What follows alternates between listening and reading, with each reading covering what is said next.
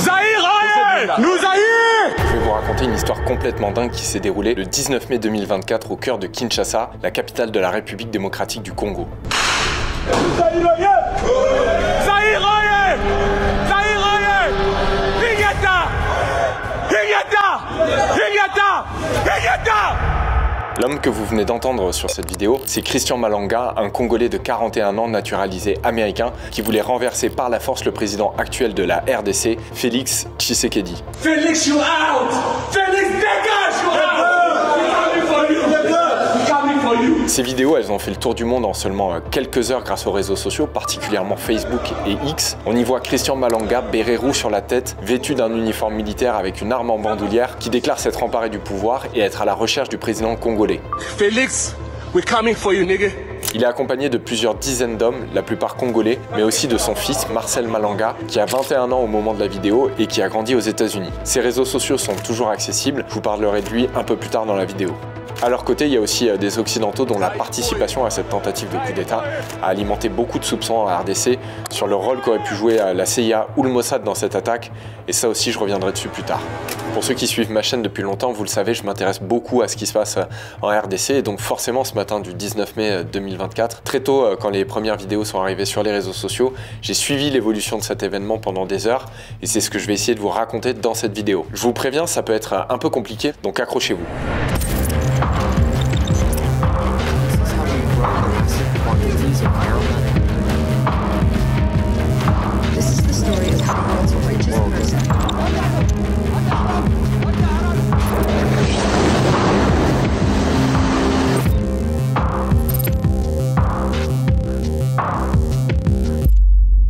Avant de commencer la chronologie de l'attaque, il faut d'abord que je vous explique un peu qui est Christian Malanga. Et vous allez le voir, rien qu'avec son histoire, je pense qu'il y a beaucoup de choses qui permettent de comprendre comment il a pu se dire qu'il allait renverser le pouvoir dans un des plus grands pays d'Afrique avec seulement une poignée d'hommes. Christian Malanga, il est né en 1983 à Kinshasa au Zaïre, c'est l'ancien nom de la République démocratique du Congo. Il n'y vivra pas longtemps parce que sa famille quitte le pays d'abord pour l'Afrique du Sud, puis en 1993, ils obtiennent le statut de réfugié politique au Swaziland et enfin le droit d'asile aux États-Unis en 1998. Christian Malanga a 15 ans et c'est à Salt Lake City dans l'Utah qu'il va finir son adolescence. En 2001, à seulement 18 ans, il a ses premiers problèmes avec la justice américaine. Il est d'abord arrêté pour une agression avec arme à feu qui aboutit à une peine de 30 jours de prison et à 3 ans de mise en liberté surveillée. La même année, il est aussi accusé de violences domestiques, puis de coups et blessures, et enfin de troubles à l'ordre public. Donc c'était un profil assez compliqué très jeune, et d'ailleurs ça va être comme ça pendant plusieurs années où il aura affaire à la police et à la justice américaine régulièrement. En 2005, il crée avec son père une entreprise de concession automobile du nom de Malanga Auto Sales. Ça va être une des premières sources de revenus de Christian Malanga, et jusqu'en février 2024, le compte Instagram de la boîte était encore actif. Un an plus tard, en 2006, il retourne dans son pays natal où il intègre l'armée congolaise pour suivre une formation militaire. Et il terminera capitaine. En 2011, c'est là que commence vraiment sa carrière politique, mais elle va être très courte. Il se présente aux élections législatives en candidat indépendant dans l'opposition au président de l'époque, Joseph Kabila, mais il se fait arrêter quelques jours avant le scrutin et ne peut finalement pas y participer. Pendant la présidence de Kabila, en réalité, ça arrivait souvent que des opposants au pouvoir soient emprisonnés, particulièrement pendant les périodes électorales. Christian serait resté emprisonné environ 2 semaines avant d'être libéré et de repartir aux États-Unis. My brothers and sisters of the great Democratic Republic of Congo, it is time for the Congo to find its own way. We must act today in order to preserve tomorrow. En 2012, il fonde son propre parti en exil, le United Congolese Party, le Parti congolais unifié. Son objectif, c'est de changer le pouvoir en place, mais le problème, c'est que peu de gens le connaissent, et donc à cette époque-là, il n'a pas de réel soutien populaire dans le pays pour le faire. En août 2013, il crée une chaîne YouTube pour faire parler de son parti, et sur cette chaîne qu'il appelle Nouveau Zaïre, retenez bien ce nom parce que c'est important pour la suite, j'ai trouvé plein de choses intéressantes. The leader of the Congolese people, Christian Malanga. Déjà, il commence à filmer quasiment tous ses déplacements aux États-Unis et à l'étranger, comme ici en Suisse, mais aussi en Belgique, en Italie ou encore en Géorgie par exemple. Bref, il voyage beaucoup, mais la majorité de ses vidéos ne font que très peu de vues, quelques centaines, et ça reste difficile de savoir s'il y a vraiment une stratégie politique derrière ou si c'est juste du marketing pour son image. On va pour avancer. La zone dit. Ok. Il se met aussi à publier des vidéos très courtes dans lesquelles on peut voir le logo de son parti sur des voitures de luxe, mais aussi carrément sur un avion de ligne. Sauf que quand on les regarde de plus près, notamment la vidéo de l'avion, on s'aperçoit que le graphisme des lettres n'est pas hyper bien fait. Et du coup, je me suis demandé si toutes ces vidéos étaient bien réelles. Et en creusant un peu, on en trouve assez vite des similaires comme celle de la voiture, mais qui ont à chaque fois un logo différent.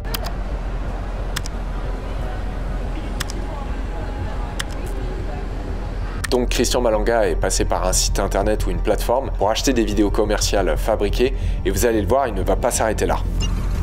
En 2017, il décide de passer à l'étape supérieure, et on sent que c'est là que ça commence à vriller un peu, parce qu'il crée carrément un gouvernement autoproclamé en exil, avec un programme dans chaque domaine, et sur son site internet, il se fait appeler président du nouveau Zaïre. Je me suis engagé dans le combat de libération de notre pays et d'instauration d'un état de droit afin d'éradiquer la racaille politique en place. J'ai mis sur pied un comité exploratoire pour étudier la possibilité d'une éventuelle conquête de la libération totale de la République démocratique du Congo. Je fais rapidement une petite parenthèse sur le Zaïre parce que c'est un mot que vous allez beaucoup entendre dans la bouche de Christian Malanga. En fait, avant la RDC, c'était une colonie belge qui s'appelait d'abord le Congo belge, puis la République démocratique du Congo. Et à partir de 1971, le pays a été rebaptisé Zaïre par le dictateur Joseph Désiré Mobutu, qui est resté pendant 32 ans au pouvoir et qui a dirigé le pays avec une main de fer. Pour vous donner une idée, il se faisait même appeler le guide suprême, et c'est seulement après sa chute en 1997 que le Zaïre est redevenu la République démocratique du Congo. Christian Malanga est nostalgique de ce passé et il le répète tout le temps. Nouveau Zaïre, la patrie ou la mort, Ingeta, Ingeta, Ingeta.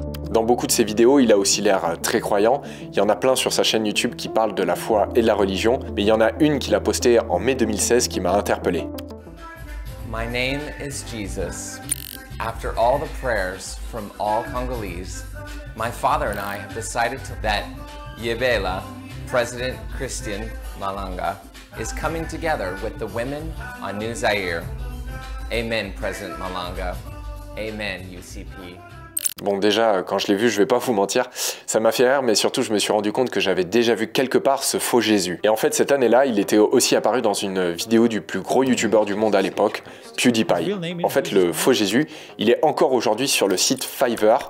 En gros, c'est une plateforme de services en ligne où vous pouvez commander plein de choses différentes à des freelances, et notamment ce genre de vidéos personnalisées un peu cringe pour quelques dizaines d'euros. Sur la chaîne de Christian Malanga, il y en a plusieurs comme celle-là. Il y a aussi par exemple celle de ses jumelles. The youth of Congo say no to dictator. Kusana Tavanda. Je pense que Christian Malanga, il essayait à tout prix de faire parler de son parti, et je suis pas sûr qu'il se rendait compte du ridicule de ses vidéos au milieu de ses discours hyper sérieux disant qu'il allait changer la République démocratique du Congo. Un peu plus tard, en 2017, il poste une autre vidéo que j'ai trouvée tout de suite bizarre. C'est cette cérémonie assez solennelle dans une église.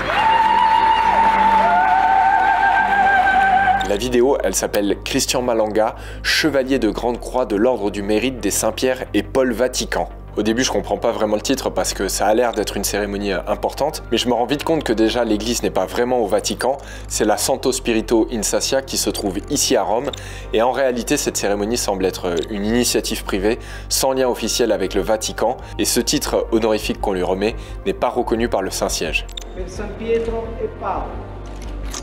Dans la vidéo, il est adoubé par une personne qui a l'air d'être le maître de cérémonie, et donc j'ai essayé de trouver qui c'était.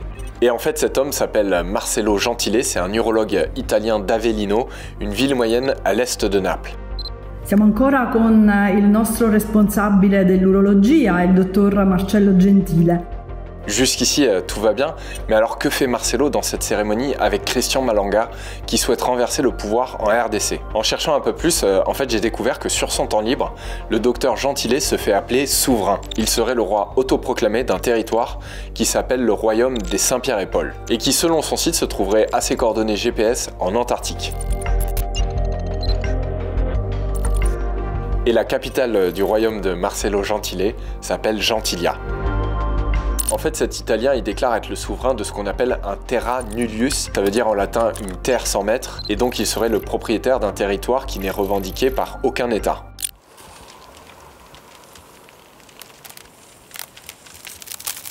Sauf qu'en réalité, aujourd'hui, c'est impossible de déclarer qu'un territoire nous appartient en Antarctique parce qu'il y a un traité du droit international qui régit ce continent et qui dit qu'il est uniquement destiné à des fins pacifiques et scientifiques. Donc Marcelo, apparemment, il vit pas dans la même réalité que nous.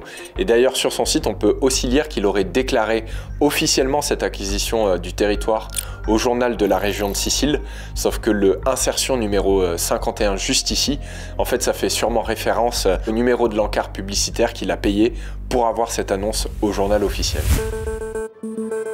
Et donc on retourne dans cette cérémonie où c'est difficile de savoir ce que faisaient toutes ces personnes ici, dont Christian Malanga, à part peut-être, encore une fois, essayer de travailler son image. 2 ans avant le coup d'État, en 2022, il crée 3 sociétés minières au Mozambique, mais pour lesquelles il n'aura jamais de licence afin d'opérer dans le pays selon l'Institut national des mines du Mozambique. Et ces entreprises, il les a créées avec son associé américain Benjamin Zalman Paulin, l'homme qu'on peut voir à ses côtés lors de ses nombreux déplacements, mais aussi sur des vidéos promotionnelles de leurs activités minières dans plusieurs pays d'Afrique. C'est ce même Benjamin qui fera partie du commando de putschistes qui tente de renverser le président de la République démocratique du Congo le 19 mai 2024.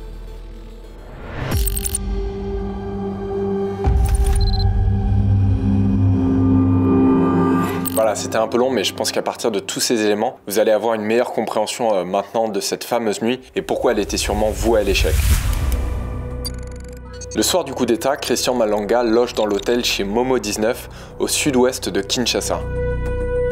Ça fait en réalité déjà 1 mois qu'il est dans le pays et ce soir-là, selon les autorités congolaises, un bus d'hommes en armes se garde devant l'établissement vers 1 h du matin. Ils rentrent tous dans le grand salon de l'hôtel où Christian Malanga leur fait un briefing sur le déroulé de la nuit et leur demande de mettre des tenues militaires. Mais alors que l'opération n'a pas encore vraiment commencé, ils ont tout de suite un premier problème. Le chauffeur du bus qui a amené les hommes en armes a dû comprendre que quelque chose était en train de se passer parce qu'il prend la fuite et les mercenaires n'arriveront jamais à redémarrer le bus. Et ça en fait, ça va changer tout le début de leur mission parce qu'il ne leur reste qu'une seule voiture, celle de Christian Malanga, une Toyota Highlander noire. Donc le début de leur opération est assez catastrophique. Pendant un certain temps, les membres du commando doivent attendre sur la pelouse de l'hôtel un nouveau bus. Je vous laisse imaginer la scène. Et de son côté, Christian Malanga, il part au niveau du rond-point de l'Université pédagogique nationale. Là-bas, il braque un bus Esprit de vie, qui sont habituellement des petits bus qui servent à relier entre eux les différents quartiers de la capitale. Et c'est avec ce véhicule qu'ils vont partir à la conquête du pouvoir. Entre 2 et 3 heures du matin, ils attaquent un poste de police à cet endroit où ils récupèrent 3 armes de type AK-47. Juste après, sur la route Matadi, Christian Malanga braque la voiture de Kevin Tamba, un homme d'une trentaine d'années qui roule à bord d'une Range Rover de couleur grise. Christian Malanga l'exécute froidement d'une balle dans la tête et ordonne à ses hommes d'utiliser sa voiture. Kevin, c'est la première victime de cette nuit du 19 mai 2024. Le convoi repart et avec le recul, c'est aussi là qu'on voit que leur opération avait pas l'air très bien préparée parce qu'ils se rendent chez le ministre de la Défense, Jean-Pierre Bemba, mais il n'est pas chez lui cette nuit-là. Ils continuent leur chemin et vers 4 h 30 du matin, ils arrivent à la résidence du vice-premier ministre Vital Kamerhe qui habite dans les beaux quartiers de la capitale, près du fleuve Congo. Vital Kamerhe, lui, il est bien sur place avec sa famille, mais il y a aussi des policiers chargés de sa sécurité 24 h sur 24 parce que c'est un homme d'État important. Les hommes du commando arrivent à rentrer dans l'enceinte de la maison et il y a des échanges de tirs. Un des mercenaires de Christian Malanga est abattu et 2 policiers sont tués pendant l'assaut. Ils repartent ensuite avec les armes et la Jeep des forces de l'ordre en direction du Palais de la Nation. C'est l'équivalent de l'Elysée en RDC qui se trouve à seulement quelques minutes de là. C'est censé être la résidence du président, mais en réalité depuis plusieurs années, le chef de l'État congolais réside dans un autre endroit. Vers 5 h du matin, Christian Malanga fonce avec sa Toyota noire sur les grilles du palais et avec tous ses hommes, ils arrivent à pénétrer dans l'enceinte du bâtiment presque désert.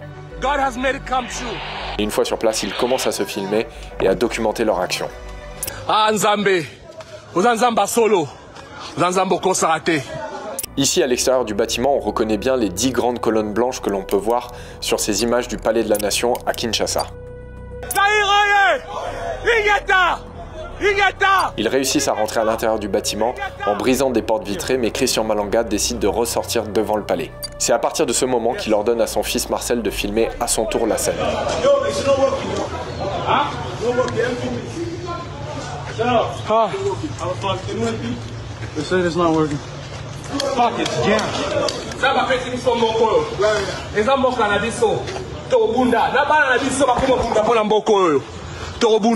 Christian Malanga finit par reprendre le téléphone à son fils Marcel. Il fait semblant de viser quelqu'un avec son AK-47 et il a l'air plutôt à l'aise avec son arme, mais plus loin dans la vidéo, vous allez vous rendre compte qu'il est complètement dépassé par les événements.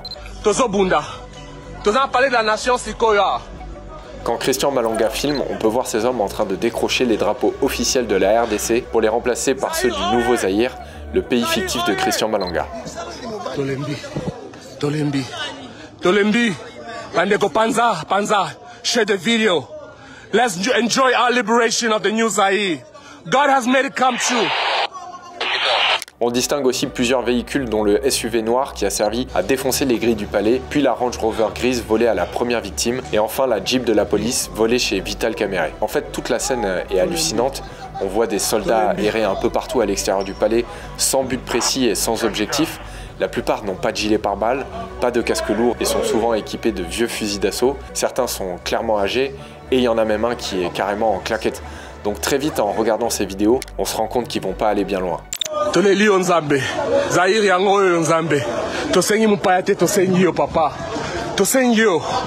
Christian Malanga, lui, ça se voit et ça s'entend qu'il est hyper stressé et bourré d'adrénaline parce qu'il filme en continu. Il fait quasiment que des incantations religieuses en hurlant et ne donne pas vraiment d'ordre. Ils finissent par entrer à nouveau dans le palais et Christian essaye de motiver ses troupes. On découvre alors le visage de son associé Benjamin Zalman-Paulin. En fait, on ne sait pas grand-chose sur cet homme. Sur les réseaux sociaux congolais, à la fin de la tentative du coup d'État, beaucoup de gens l'ont accusé d'être soit un agent de la CIA, soit un agent du Mossad, mais sans jamais fournir de preuves solides. De ce qu'on sait, il a juste été condamné aux États-Unis pour trafic de cannabis en 2014. Et c'est aussi depuis cette année-là, au moins, qu'il connaissait Christian Malanga. On peut le voir sur cette photo qui date de la même année, sur la page Facebook du Parti congolais unifié, fondé par Christian. Il était aussi dans la plupart des vidéos sur les affaires minières du businessman. C'était sûrement son associé le plus proche. Aux côtés de Benjamin, il y a un autre citoyen américain, Tyler Thompson, qui est un ami du jeune Marcel Malanga. Il a lui aussi 21 ans et il s'est fait embarquer dans cette opération. Sa famille aux États-Unis, elle pensait qu'il partait juste quelques mois en vacances en Afrique et qu'il allait parfois donner un coup de main à Christian Malanga parce qu'il sait faire du drone en faisant des belles prises de vue aériennes de ses sites miniers.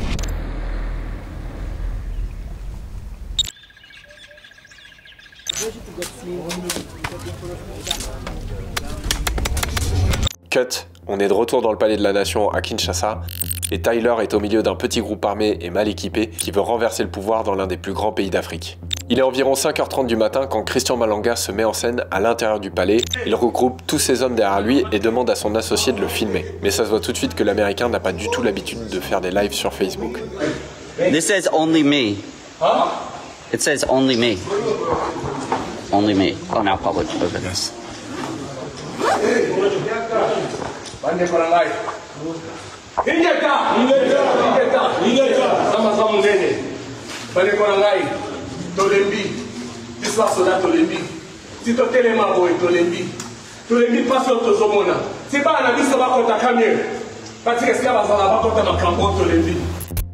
Christian Malanga présente ensuite son fils, et lui aussi son histoire, elle est intéressante pour comprendre comment il en est arrivé là avec son père.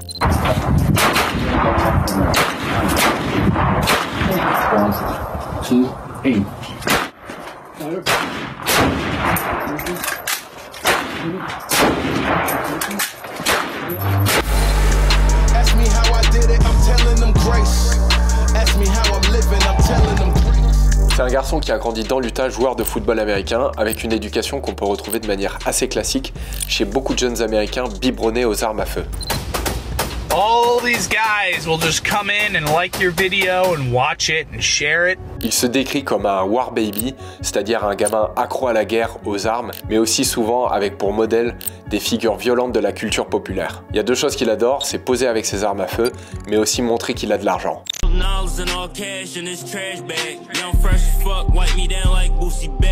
Dans beaucoup de ses vidéos et stories, on sent l'influence de Christian Malanga sur son fils. Marcel était hyper fier de son père et le disait dans plusieurs posts.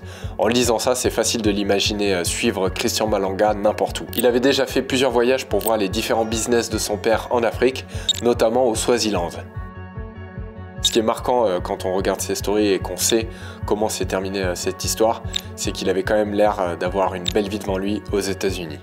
Daddy got us a private jet, okay. Et on revient finalement au présent avec un Marcel qui a seulement 21 ans, qui ne sait rien de la guerre et qui débarque dans un pays qu'il ne connaît pas avec un pote du lycée pour suivre son père dans une tentative de coup d'état, et le réveil va être très brutal.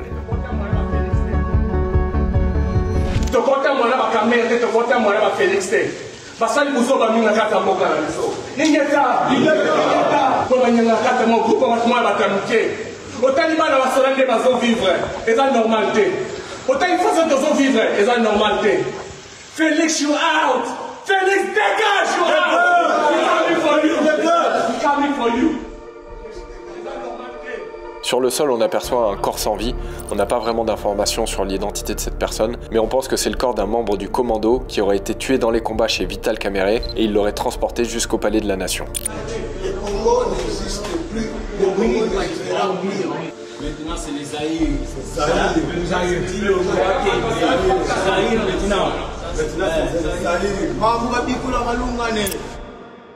Le live finit par s'arrêter et l'armée congolaise arrive au palais de la Nation.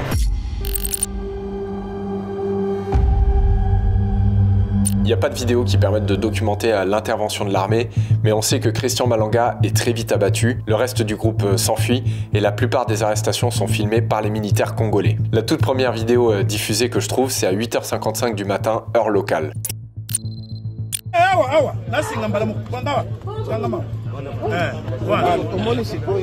On y voit un groupe d'une dizaine de personnes en plein milieu de la route qui viennent de se faire arrêter. Ils sont tous pieds nus, les mains en l'air, et les soldats les font s'asseoir sur le sol pour les menotter avec des serflex.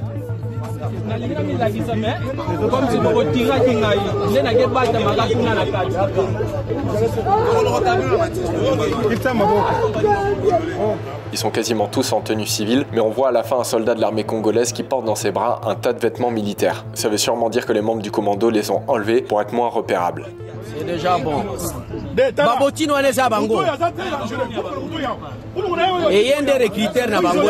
Leurs corps sont couverts de boue, on comprend pas très bien pourquoi, mais ça va devenir plus clair après. À 9h09 du matin, on tombe sur l'image d'un cadavre dont on ne voit pas le visage. Le titre c'est juste Christian Malanga, mais c'est impossible de confirmer à ce moment-là que c'est vraiment lui. Le seul indice qui indique que ça pourrait être Christian Malanga, c'est ce pansement sur la main droite du cadavre, qui rappelle le pansement qu'on a vu sur sa main pendant le live. À 9h13, quelqu'un publie la vidéo d'une arrestation d'un des hommes de main de Christian Malanga. Des militaires sont en train de le fouiller. Là, je reconnais tout de suite le numéro 182 imprimé en blanc. C'est l'homme qui parlait face caméra tout à l'heure pendant le live en direct du Palais de la Nation et qui est considéré comme l'un des bras droits de Christian Malanga dans ce coup d'état. Ensuite, à 9h25, on est en plein milieu de toutes ces arrestations et là, je découvre une vidéo assez dingue. La scène se déroule en plein milieu de la rue, le fleuve est à quelques dizaines de mètres et on voit 3 soldats à l'arrière d'une Jeep. L'un d'eux semble être en train de menotter un prisonnier allongé à l'arrière de la Jeep. Puis un groupe de soldats arrive avec un premier prisonnier vêtu d'un t-shirt rouge et un second prisonnier qui porte un débardeur gris.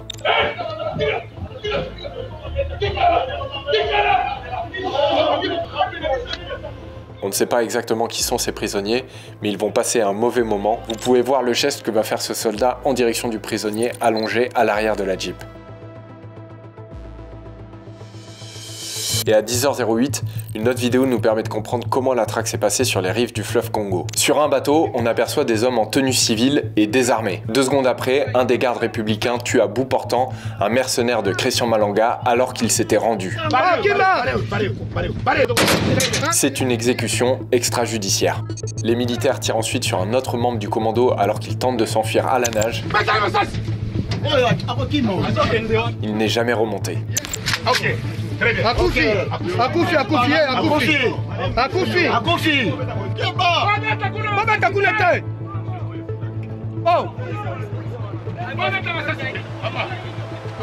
Un peu plus tard dans la vidéo, on aperçoit le visage de Benjamin Zalman Paulin, l'associé de Christian Malanga, et on l'entend supplier les soldats.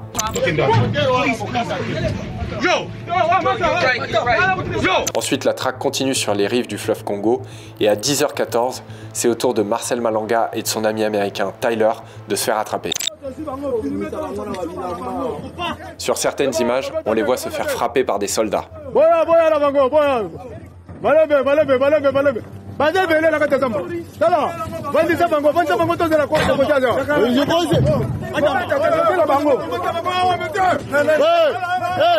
Les soldats qui les arrêtent portent des bérets rouges qui sont associés à la garde républicaine. C'est elle qui habituellement est chargée de la sécurité présidentielle et toute la scène est filmée par eux.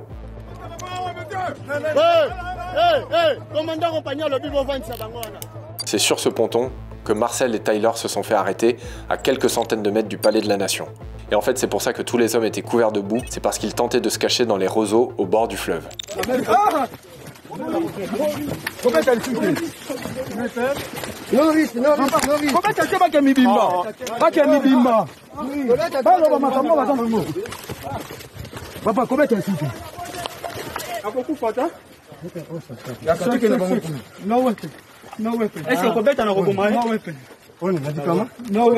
On retrouve les traces de Marcel et de son ami à 10h25 dans une vidéo où on les voit assis dans la rue.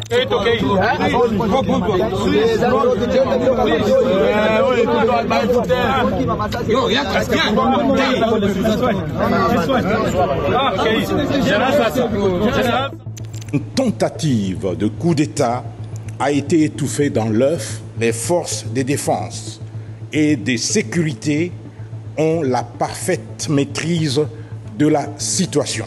Au total, ce sont 7 personnes qui sont mortes dans cette tentative de coup d'État ratée et mal préparée. Il y a aussi eu évidemment des failles de sécurité importantes de la part des autorités congolaises. L'Est de la République démocratique du Congo est une très grande zone de conflit depuis plus de 25 ans qui déstabilise tout le pays et ça n'a sûrement pas aidé aussi pour la réponse des autorités. Mais c'est aussi peut-être pour ça que Christian Malanga a pensé qu'il pourrait s'emparer facilement du pouvoir avec seulement une quarantaine d'hommes. Ce qui ressort de cet événement, c'est un profond amateurisme emmené par la mégalomanie d'un seul homme et qui, au final, risque d'entraîner la mort de la plupart des membres de son commando.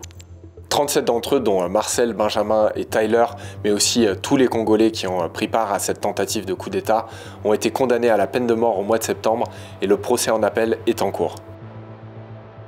Voilà, j'espère que cette vidéo vous a intéressé. Je tiens à remercier toute mon équipe qui m'a aidé à réaliser cette vidéo. N'oubliez pas de vous abonner à ma chaîne YouTube si vous ne l'avez pas encore fait ou à partager cette vidéo, c'est la meilleure façon de soutenir mon travail. Et sinon, j'ai une page Tipeee et une page Patreon. Je vous mets des liens en description. À très vite.